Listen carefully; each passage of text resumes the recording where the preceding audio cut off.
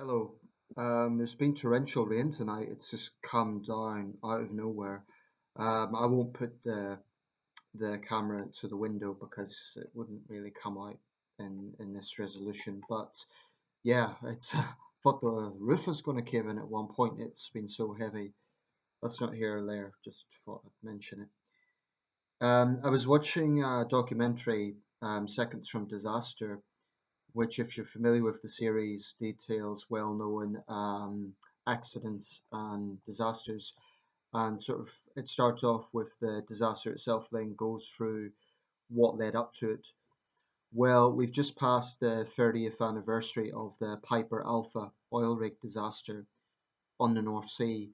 167 men lost their lives in that tragedy. It was not only the worst in British history, but one of the worst. I believe it might actually be the worst oil rig disaster in world history. A truly awful event, and it took place on the 6th of July 1988 on the Piper Alpha oil rig, which was a large oil rig off the coast of Aberdeen.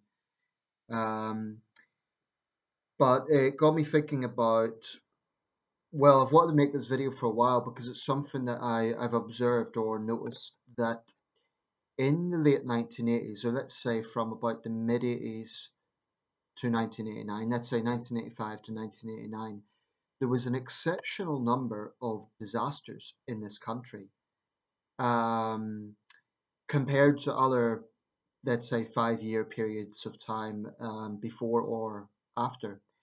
Um, I've just written a list here of some of the things that have happened and go through them because it really is. I don't know why it was that there was such a concentration of high profile tragedies and disasters at that time, but there was a lot of them.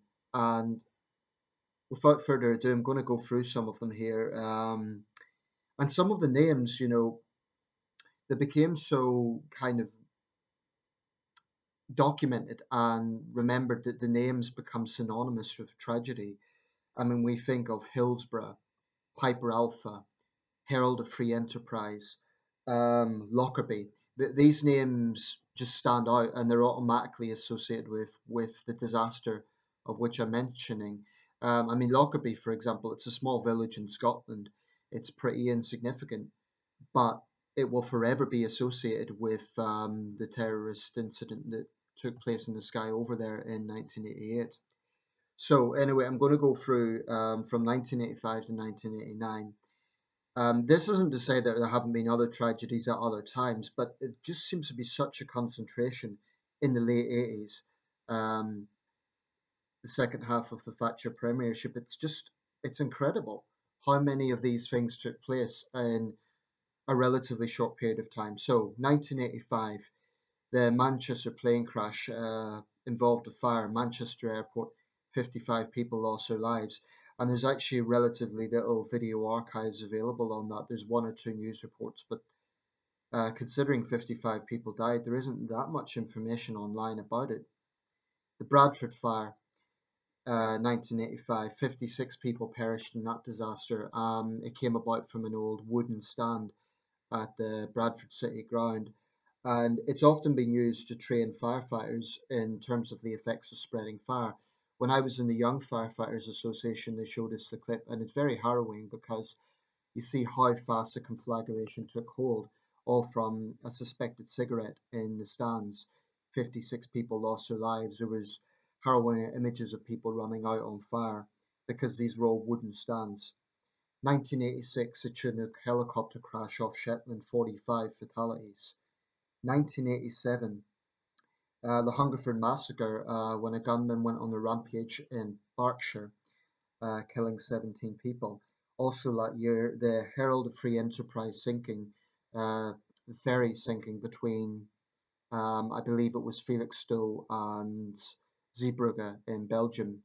It's also known as the Zeebrugge disaster, and that was believed to have happened because doors. It was a vehicle carrier as well as a passenger ship, and the doors hadn't been closed properly. 193 people perished in that tragedy. The Herald of Free Enterprise.